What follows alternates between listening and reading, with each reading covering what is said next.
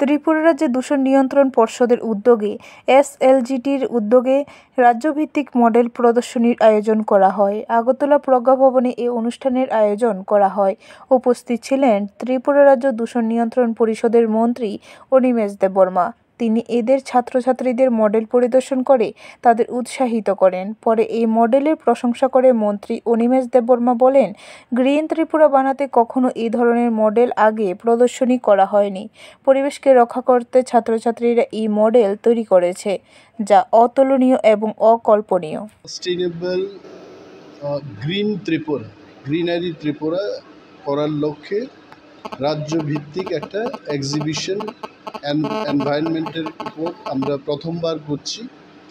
আগে কখনো স্টেট লেভেলে এই ধরনের এক্সিবিশন হয় এবং আমাদের রাজ্যের প্রত্যেকটি জেলা থেকে 5টা করে the best model have come here এবং আপনারা দেখতেই পেয়েছেন এখানে কি ধরনের মডেল এরা তৈরি করেছে।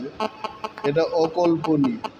অল এভরিথিং বায়োডাইভার্সিটি এবং পরিবেশকে রক্ষা করার জন্য এখানে ছাত্রছাত্রীরা যে মডেলটা তৈরি করেছে। ব্যুরো রিপোর্ট, খবর ত্রিপুরা।